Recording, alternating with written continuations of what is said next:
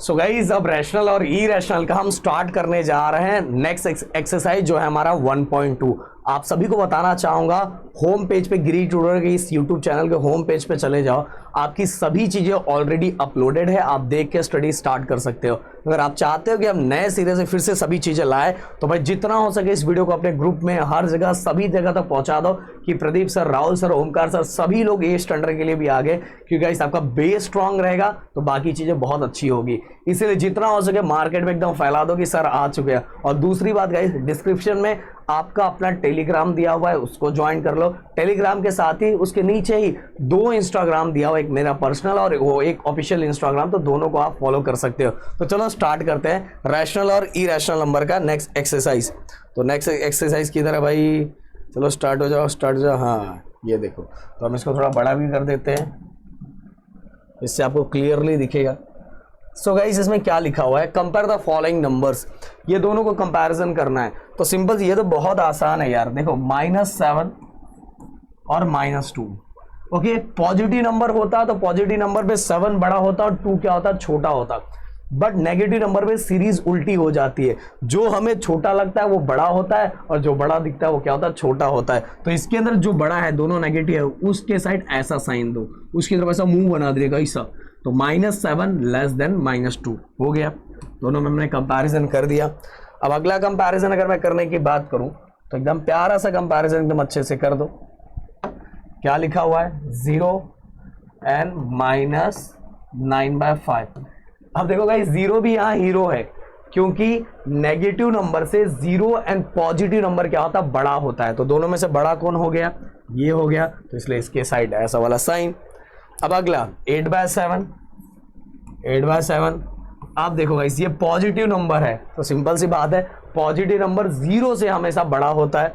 क्योंकि अगर मैं बोलूं कि मैं आपको 10 रुपीज दे रहा हूं और एक को बोलूं मैं 0 रुपीज दे रहा हूं, तो बोलोगे सर 10 रुपीज ज्यादा है ना। तो पॉजिटिव नंबर ज्यादा होता है, तो जो ज्यादा है उसकी तरफ मैंने साइन कर दिया। आगे -5/4 and 1/4। अब देखो गाइस, दोनों में ये नेगेटिव है, ये पॉजिटिव है। बट ये अगर कभी भी ऐसा डिनोमिनेटर पे फोकस करने का, दोनों का डिनोमिनेटर सेम है, अब हम कंपैरिजन कर सकते हैं। ये देखो डायरेक्ट ही नेगेटिव है, तो नेगेटिव है और ये पॉजिटिव है, तो सिंपल सी बात है, पॉजिटिव नंबर क्या होगा, बड़ा होगा। हो गया। ओके, अब आगे चलते हैं। मैं इसको थोड़ा और बड़ा कर दूं जिससे आप लोग को दिखे। लो भाई, 40/29 एंड 141/29। इसमें दोनों में से बड़ा कौन सा है, ये बच्चा ही बताएगा। देखो दोनों पॉजिटिव है, दूसरी बात डिनोमिनेटर भी दोनों का सेम है, तो 141 और 40 में बड़ा कौन है, 141 बड़ा है। कर दिया। आगे अगला क्वेश्चन, अगर हम इसको थोड़ा और बड़ा कर दें, चलो भाई चलो बड़ा हो जाओ। ये अब देखो -17/20 -13/20। अब देखो भाई, सबसे पहले डिनोमिनेटर देख लो, दोनों का सेम है, दोनों नेगेटिव नंबर है। तो दोनों अगर नेगेटिव नंबर है तो दोनों नेगेटिव नंबर में जो छोटा है एक्चुअल वही क्या है, बड़ा है। तो यार 13 क्या है, -13 क्या है, बिगर है कंपेयर टू -17/20। तो हो गया। आगे आगे आगे आगे बढ़ते जाओ, फटाफट आगे बढ़ते जाओ। अब ये देखो क्या लिखा हुआ है, 15/12 और दूसरा हमारा जो नंबर दिया हुआ है, क्या दिया हुआ है, 7/16। अब देखो गाइस, मैंने हमेशा बोला कि सबसे पहले अगर ऐसा दिया तो डिनोमिनेटर चेक करो, ये 12 है और ये 16 है, तो हम ऐसे कंपैरिजन नहीं कर सकते। हमें क्या करना पड़ेगा, ये डिनोमिनेटर को क्या करना पड़ेगा, सेम करना पड़ेगा, और सेम करके ही हम कंपैरिजन कर सकते हैं। अब एक यहाँ प्रॉब्लम ये आ रहा है कि 12 के टेबल में 16 नहीं आता और 16 के टेबल में 12 नहीं आता। तो या तो यहाँ एलसीएम निकालो, जो आगे जाके आप सीखोगे, 9th-10th में आओगे तो मैं आपको वहाँ सिखाऊंगा। यहाँ एक सिंपल सा तरीका है कि अगर डिनोमिनेटर को सेम करना है तो ये पूरे नंबर को 16 से मल्टीप्लाई कर दो और ये पूरे नंबर को 12 से मतलब क्रॉस, देखो ये इसको इसके साथ और इसको इसके साथ ऐसा मल्टीप्लाई कर दो, आपका काम हो जाएगा। ये क्या हो गया, समझ में आया? ये पूरे नंबर को 16 के साथ और ये पूरे नंबर को 12 के साथ, तो देखो डिनोमिनेटर अपने आप क्या हो जाएगा, सेम हो जाएगा। तो चलो एक एक करके हम चीज़ें लिख देते हैं।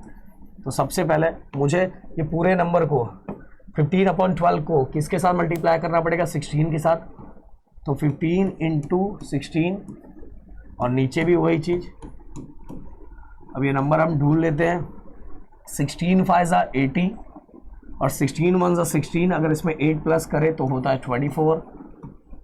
ओके, 16 2 ज़ा 32 और ये 3 हमारे लिए बच जाएगा। 16 1 ज़ा 16, 16 में 3 प्लस करेंगे तो 19 हो जाएगा। हो गया। अब दूसरा नंबर क्या है? 7/16। अब 7/16, देखो 7/16 को हम किसके साथ मल्टीप्लाई करेंगे? 12 के साथ मल्टीप्लाई करेंगे। तो चलो 7/16 मल्टीप्लाई बाय 12 और यहाँ भी मल्टीप्लाई बाय 12। चलो देखो 12 6 ज़ा 72 होता है, तो 72 का 2 लिखा और 7 कैरी। 12 1 ज़ा 12 और इसमें 7 प्लस करेंगे तो ये 19 हो जाएगा। ओके, इसके बाद गाइस 12 7 ज़ा 84। अब देखो डिनोमिनेटर दोनों का सेम हो गया ना, दोनों का डिनोमिनेटर सेम हो गया। अब तो सिंपल सा आप मुझे बता सकते हो कि अब दोनों में से बड़ा कौन सा है। बट रुके ना, मूवी अभी खत्म नहीं हुई, पिक्चर अभी बाकी है मेरे दोस्त। 240/192 एंड 84/192। अब दोनों में से बड़ा कौन सा है? दोनों में से बड़ा ये है, तो इसकी तरफ मैंने साइन कर दिया। बट हमेशा याद रखो कि क्वेश्चन जिस फॉर्म में पूछा है आंसर भी उसी फॉर्म में चाहिए। तो क्वेश्चन हमें इस फॉर्म में थोड़ी पूछा है कि इसमें से बड़ा छोटा कौन सा है, हमसे ये पूछा है कि इसमें से बड़ा छोटा कौन सा है। तो बिल्कुल टेंशन नहीं है, बिल्कुल टेंशन लेने वाली बात नहीं है। क्यों बात नहीं है? देखो हम साथ है तो क्या टेंशन है यार। ये देखो, अब मुझे बताओ कि ये नंबर किसका था? ये नंबर इसका था, तो हमने यहाँ लिख दिया 15/12 लिख दिया। और ये नंबर किसका था? ये नंबर था 7/16 कर दिया। अब दोनों में से यही वाला सेम साइन ऐसे रख देने का, जैसा साइन था ऐसे ही साइन रख देने का। देखो ये वाला नंबर 15/12 का था, ये नंबर किसका था? 7/16। तो हमने जैसा साइन यहाँ था वैसा साइन यहाँ रख दिया, तो दोनों में कंपैरिजन पता चल गया। 15/12 इज ग्रेटर देन 7/16। क्लियर? अब आगे चलते 8 क्वेश्चन की तरफ। थोड़ा इसको बड़ू सा कर दे। चलो भाई, क्या लिखा हुआ है? -25/4 8 सॉरी 8 -25/8 और दूसरा है 9/4। अब गाइस देखो फिर से दोनों का डिनोमिनेटर सेम नहीं है। 8 के टेबल में 4 नहीं आता, पर 4 के टेबल में तो 8 आता है ना। तो यहाँ या 2 बार मल्टीप्लाई करने की जरूरत नहीं पड़ेगी, 2 बार बिल्कुल नहीं मल्टीप्लाई। हमारा टारगेट एक ही है कि हमें क्या करना है, दोनों डिनोमिनेटर को सेम करना है। यहाँ प्रॉब्लम ये था कि 12 के टेबल में 16 भी नहीं आता और 16 के टेबल में 12 भी नहीं आता, इसलिए मैं दोनों टाइम यहाँ पूरा 16 से मल्टीप्लाई करना पड़ा, यहाँ 12 से 2 बार मल्टीप्लाई करना पड़ा। पर यहाँ करने की जरूरत नहीं पड़ेगी, क्योंकि देखो 4 के टेबल में 8 आता है ना, कितने टाइम में? 2 टाइम में। तो बस ऊपर और नीचे कितने से मल्टीप्लाई कर देने का? 2 से मल्टीप्लाई कर देने का, काम हो जाएगा। ये देखो 25/8 और यहाँ अगर मैं मल्टीप्लाई करूँ तो माइनस कितने टाइम में? 8 कितने टाइम में आता है 4 को? 2 टाइम में। तो ऊपर भी 2 से मल्टीप्लाई और मतलब नीचे भी 2 से मल्टीप्लाई और ऊपर भी 2 से मल्टीप्लाई। तो यहाँ हो गया -25/8 और ये क्या? 9 2 ज़ा 18 एंड 4 2 ज़ा 8। अब देखो, अब मुझे बताओ, अब सिंपल सी थ्योरी वही, दोनों ही नेगेटिव नंबर है, तो नेगेटिव नंबर में एक्चुअल जो दिखता है छोटा वो होता है बड़ा। तो -18 ये क्या है? बिगर नंबर है, तो साइन ऐसा बना दो, हो गया काम खत्म। क्लियर? बट गाइस एक चीज याद रखो कि हमेशा मैंने बताया हुआ है कि हमें क्वेश्चन जिस फॉर्म में पूछा जाए आंसर भी उसी फॉर्म में देना है।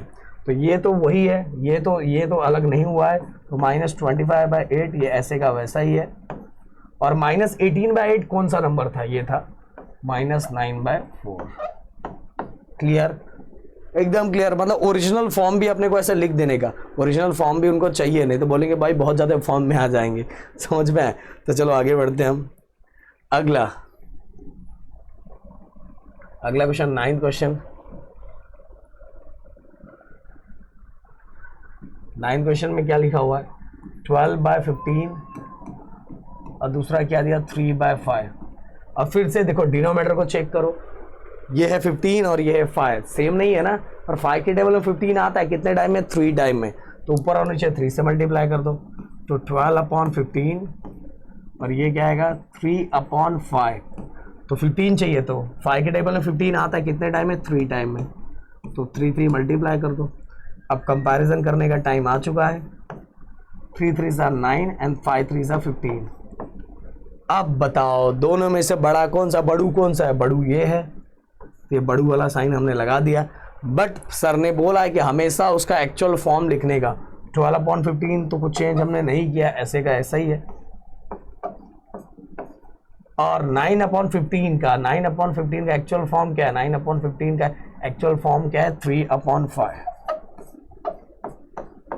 तो ये भी लिखने का, भले टीचर आपको बोले या ना बोले, भाई ये ऐसा एक्चुअल ऐसा रहना चाहिए। कंपैरिजन हमें इसमें पूछा है, हमें कंपैरिजन इसमें थोड़ी पूछा है, हमें कंपैरिजन इसमें पूछा था, तो करके देना जरूरी है। आगे अगला क्वेश्चन पेश है आपके सामने।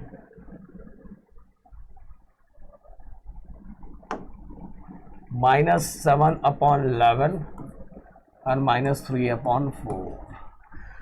फिर से गाइस देखो वही वाली बातें, फिर से डिनोमिनेटर सेम नहीं है। और 11 के टेबल में कभी 4 नहीं आया, 4 के टेबल में कभी 11 नहीं आया। तो सिंपल सी बात, ये पूरे को 4 के साथ मल्टीप्लाई और ये पूरे को 11 के साथ मल्टीप्लाई करना पड़ेगा, 2 बार करना पड़ेगा। तो 7/11 कितने से मल्टीप्लाई करना है? 7/11 को कितने से? इसको 4 से, तो इसको 4 से मल्टीप्लाई करो। 7 4s are 28 -28 और 11 4s are 44 हो गया। अब दूसरा वाला नंबर क्या है? 3/4। 3, ये 3/4 को, ये देखो ये वाले को 11 के साथ और ये वाले को 4 के साथ। तो सिंपल सी बात, अब ये वाले को किसके साथ करना है? 11 के साथ। तो 3 और 4, तो यहाँ कितने? 11 के साथ। 11 3s are 33, 11 4s are 44। अब गाइज हम कंपैरिजन कर सकते हैं। पहले ये वाला कंपैरिजन करेंगे, फिर क्वेश्चन वाला कंपैरिजन करेंगे। -28/44 और दूसरा है -23/44। अब मुझे बताओ कि दोनों में से बड़ा कौन सा? नेगेटिव नंबर है, नेगेटिव नंबर में जो दिखता है बड़ा वो होता है छोटा, और जो दिखता है छोटा वो होता है बड़ा। तो मतलब हो गया कंपैरिजन का साइन। ओके, बट हमें फिर से बोल रहा हूं, हमें इसमें थोड़ी पूछा है कंपैरिजन, हमें इसमें कंपैरिजन पूछा। तो -28/44 का एक्चुअल फॉर्म क्या है? -7/11। और -33/44 का एक्चुअल फॉर्म क्या है? -3/4। क्लियर? क्या बात है सर, क्या बात है। हो गया, अरे हो गया भाई, खत्म हो गया। तो गाइज यहाँ हमारा पूरा का पूरा क्वेश्चन होता है खत्म और कहानी होती है हमारी यहाँ खत्म। अब हम मिलते हैं नेक्स्ट वीडियो में। और गाइज जितना हो सके लोगों तक शेयर करो, पहुंचाओ। अगर आपकी तरफ से सपोर्ट दिखता रहा तो भाई हमारा भी प्यार आप लोगों को दिखता रहेगा। मिलते हैं नेक्स्ट वीडियो में। Thank you so much guys. जय हिंद एंड जय महाराष्ट्र दोस्तों।